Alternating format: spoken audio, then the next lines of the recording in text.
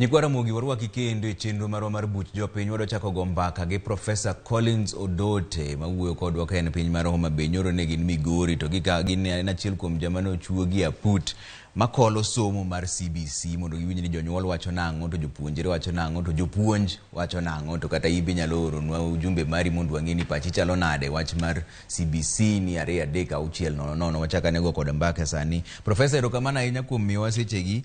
Koro sani ma odiochieng' mar ariyo makoro unono wach mar CBC ni. Gin wach mane ma jonyuol kata jopuonjre kata jopuonj miyo mahino saidi kama koro ibete misewinjo kaka giwacho?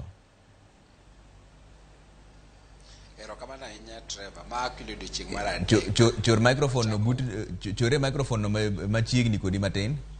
Kamano. I hope ni koro winja maber. Koro winji jaduong'. Erokamano ahinya. Wacho ni ma odiochieng' mar adek. Ncha wachako chieng' mar wachako nyocha.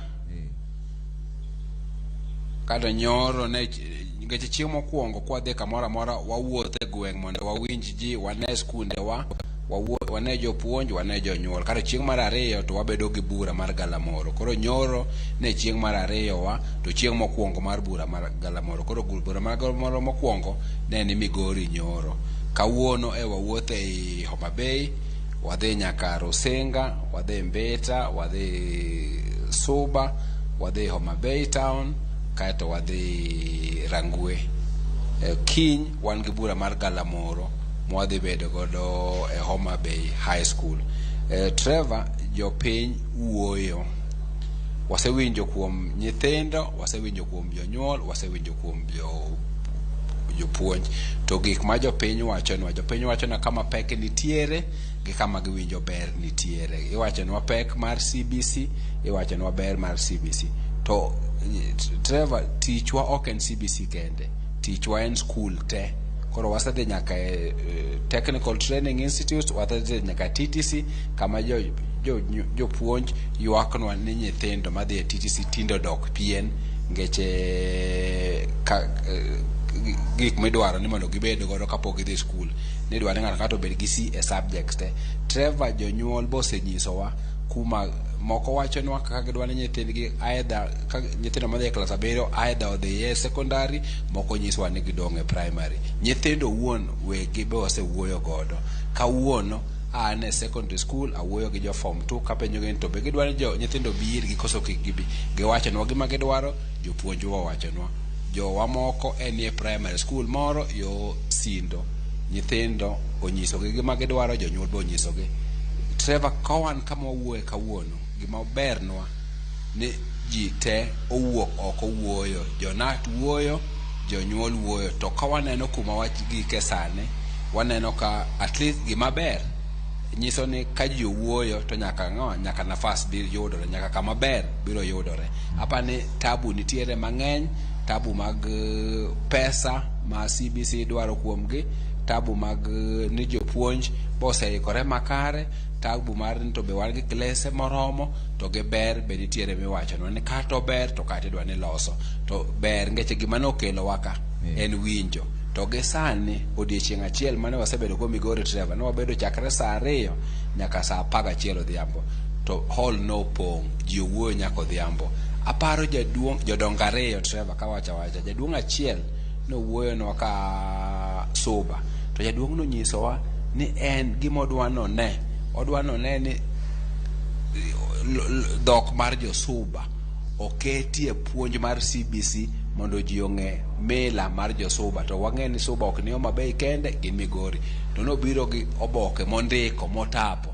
Mar ariyo mano wuoyonwa en jaduong' moti mawacho ni en nodhi e school chakre higa 55. To nyaka nodhi 55 oseloki system mar education bang' ndalo ka ndalo. Mowachonwa gimomiyo wajing'o gimoparo ni onego watim sani ka wadhi mbele.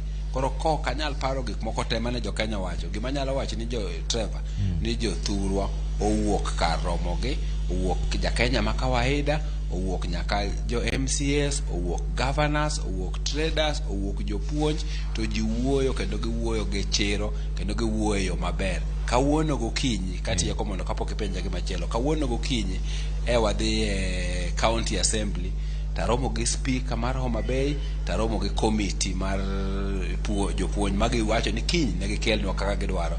Wabedo karibu saa 1 gi deputy governor jaduong' Oyuge Magwango mowuoyo godo e yo mong'inyore kabisa ko wacho ni waparo gik mambo paro nyalo timo gik moparo ni county government bonego tim to gi sirkal maduong'. Koro an kaka achiel kuom jok mobiro luowa ka winjo kata gima jothurwa moko modhi kuonde moko be wacho, amor gi jothurwa kaka gisewuoyo.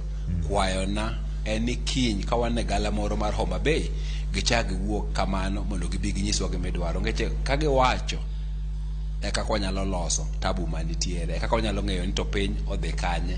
Wadwa ni ka higa ni rumo to wan gi adieri ni to jo Kenya dwaro kwa wuok e wach kwa dhi kokaw kata mana CBC ni to jo Kenya dwaro ni nyithindgi gidonge primary school koso gidhi e secondary. Mano gima nyaka wabed go adier mondo skundwa odhi e yo mane maber. An ga adier ni ka Nyasaye oyie ka gikdwe mar 12 nyaka bedi ni at least achiel kuom gik mancho penjwago wanyalo bedo gi duoko mwanyalo miyo ng'ama noyiero ma en Ker William Ruto kata Ker William Ruto nyalo ng'iyo kata nyiso jo Kenya mondo kwa chako dwe mar 1 to nyithindwa ng'ene gichung' kanye.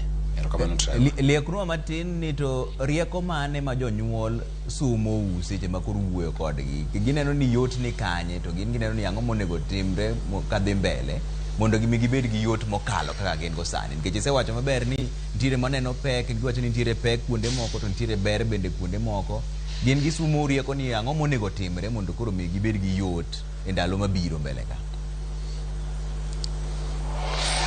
Trevor, pok wachope kaba watimo gima jongere wacho ni analysis. Pod wan kar winjo. Ting'eni wasewinjo mana kamoro achiel kende. To wadhi kuonde abich wan jo Nyanza ka to siepe ga modong dhi kuonde modong nyaka wadhi 47. Gi sani gima nyalo wacho ni jo Kenya ywak e wach mar garama modhi mbele to garama no chando puonj. Jo Kenya wacho ni gimora mora mwatimo kwa dhi mbele dwane nyaka jo Kenya wuo godo mondo jo Kenya be wach pachgi. Mane gik moko ariyo miwacho to kuoma wabiro dhi Trevor okanyal nyisi gi sani ni jo Kenya wacho ni wadhi ka kata wadhi kama chielo, ngeche wawinjo paro kuonde go te to pok wang'enyo gi matindo tindo mondo wang'e ni kae kama gik moko chunge. Gima an go gadieri gi sani ni ji temo se wuoyo onge ng'ama wuoyo e yo marach. Ng'ato wuoyo mana koneno kuma ber nitiere to kendo giwuoyo mana kaka jiwa ni kudhi mae gima wadwano tim. An gadieri ni kipenjo wapenjono ka dwe ni orumo to wabiro bedo gi duoko mong'inyore ni mae kuma opano wadhiye. To gi an kipenja gi kawuono gima mor godo ni kane pok awuok Nairobi no tekna nitibiro time nade to kase biro e piny ka amor ni jodongo mine nyaka nyithindo manie sikul onyiso wa pachgi and pachgi no biro konyowa mondo wayud kuma ler nitiere. Koro Profesa, nikech une mukao neno mar ji sani utime nade? Ji oro nu jumbe koso ji ndiko piny koso gibiro to giwacha wacha to be nitiere listi mar ji ma ng'ata nyalo biro. Koro ng'ata kowuok to biro kama put nitiere. Uting'o bade monde ko wuok koso nyinge nyako miu mokwongo. Gino chenro no pangore nade? Erokamano ahinya Trevor. Anyisi ni nyoro na bedo chakre saa 2 nyaka saa 11. Ng'ata mano biro Migori onge kata ng'ata achiel mano dok ka ok owuoyo mane nigi gima biro. Gima watimo en nitie gik moko ariyo. Mokwongo waluongo ji te kaka sani waluongo jo Homa Bay te. To kwa se luongo jo Homa Bay te wachako wagwelo kikunde grube ka grube mong'eyo nochung'ne gike mag puonjo. Nyoro kane wadhi Migori mae kaka ne wachako na nyiso ji mano biro ni wadwa chako gi ja Kenya ma kawaida to wabiro tieko gi jotelo. Moko wadwa chako ni jotelo ma do wuoyo seche 3 to ja Kenya mara kawaida kuoge. Ne wachako gi ji ariyo. Ne okwongo wachako gi nyithindo mane nitiere, nyithindo manie skul. Ne wachako nyoro gi Kuja, nyithindo ma Kuja, king'e Kuja School of the Deaf emano wachako godo. Kaeto mar ariyo wadhi nyithindo wa mag secondary, kaeto mar adek watieko gi nyithindo mar private, nyithindo ma Migori. Kana waa kanyo to wagidhi gi jo ohala matindo tindo e Migori. Bang' kanyo waluongo jodongo ma jo higni 70 kadhi mbele Bang' kanyo waluongo grube mag mine to gi mine mane nitiere. Kwa kanyo to wadhi ir jopuonj manitiere kanyo te. Kwa kanyo to wadhi ir jo NGO, kata wadhi ir jo kanisa, kata wadhi ir jo NAT gi jo KUPPET, kata wadhi ir jo TTC, kata wabiro jo County Assembly. Koro kogik kata wabiro jo BOM. Koro kwa luongo kata mwatieko mogik waketo group ne ng'ata mapok ne waluonge kikunde go. Koro nyaka bi. Koro ka ji obiro gima watimo en wachako saa 2 to wagik nyaka saa 8 to wawacho kikunde. Koro kwa luongo kikundi to ine kikundi no ok ni nitie nying ng'ama ne wandiko kikundi ma wan godo. Ne wan wachako ka gi jo biashara. Jo biashara moro mantiere to biro. Mano penjo mipenja mokwongo. Penjo mipenjo mar ariyo to jibiro gang'o. Trevor kain gi gimo setape kaka jaduong' na nyisi mano Suba no biro gimo setape wabiro kao. Kain gi gimendiko gi lweti nitie jo mano biro gi lwetgi gi kalatas ma gendika gendiko gi kalam gi lwetgi wabiro kao. Ka onge gimendiko idwa mana wuoya wabiro winji to wandike kalatas to kendo wabiro kete e audio to gi video mondo gimane wacho no wan godo kata wabiro dhi winje kendo to wandiko. Koro ja Kenya moro mobiro ngeche ma ok en jok modhi sikul kende, en ma en ng'ata man gimo dwa wacho ok wachuno ni gin nyaka kel kanya. To ng'amoko biro be Trevor nitiere email address wa mar working party bioronwa. Chieng' manchan ne mogik mane chieng' wuok tich ne waseyudo oboke 5,000 ma jo Kenya oseoronwa. Koro ng'ata mapod nigi gimoro okelnwa kela to wabiro winjo mana kaka watime Trevor. Ka koro waloro chenro ni Profesa, nitiere joma wacho ni koso bin nitie kaka putni osemiyo ma chenro ni onego dhi godo, ma nitiere kaka dongere wacho ni outcome, nitie kaka osepango ni gini ma e report mwadhi chiwo, koso kata un be pod ok ung'eyo ni report dhi nade luwore gi gima jopiny dhi wacho. Trevor dine waseng'eyo to kata ini penja to jopiny wacho nang'o to anyisi ne akia kuma gino biro chunge. Kada ng'eyo dong kata in dase wacho ni Trevor ngechi penja gima nyalo wacho nuga dieri jo Kenya osenena kata ka wuoye kata TV ka pile mang'eny. An kaka Professor Odote aja wacho gima paro na dieri nitiere gi kama chunge kawuono Trevor onge gima wasendiko kata wacha achiel.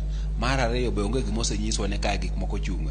Gima wabiro timo en ni kwasetieko to wabiro ng'iyo kaka jo Kenya wacho, wabiro ng'iyo nitiere kuma gik moko chunge to wabiro nyiso jatel mar piny kama wapani nyalo konyo nyithindwa to nyalo konyo pinywa. Ok wanyal kawo seche gi te wuotha ka wan gi duoko. An gadieri Trevor ne kawuono jo grupo mo ambeta ochopo Homa Bay kama wadake ka saa 2 otieno. Wan e wachopo saa 12 odhiambo ngeche wadhi Tomboya University wabede saa 1 kwa wuoyo. Gima jo Kenya wacho nwa winjore maber ndi to ok wanyal kawo nafas no te ka wan gi duoko madwoko. Kawuono na nyiso nyithindo moko ni wuo ngeche samoro gime wacho no chieng' mobiro ndiko report ibiro fwenyo kama ne wacho ne mitimo ng'o emiro ka duoko mane jo Kenya temo dwaro. Gima kwayo mondo jo Kenya winji to kata jowa mag media ni kodwa ging'iyane giwinj gima jo Kenya wacho to giriti chieng' mobiro kelo report wa mokwongo to ng'iyane pe ginyalore. Trevor gini otek to en gima biro konyo Kenya moko nyal tugo ko no wuonda jo Kenya. An gadieri no wabiro wacho nu gima no wacho no emomiyo wadhi kuonde te emomiyo wakwayo jo Kenya ni biuru unyiswa gimodwaro ngeche gimodwaro no ema biro konyowa mondo waket duoko man kare. Okay, erokamano Profesa Collins Odote bin achiel kuom joma ne ogwele aput ma kolo somo mar CBC owachonwa ni gin dala mar Homa Bay kendo gibiro wuotho kuonde te duoko to une mobiro miyo gi joka man nikech girito winjo ni unu wuoyo nang'o e wach mar somo mar CBC gi wach mar somo maduong' bende mokamano.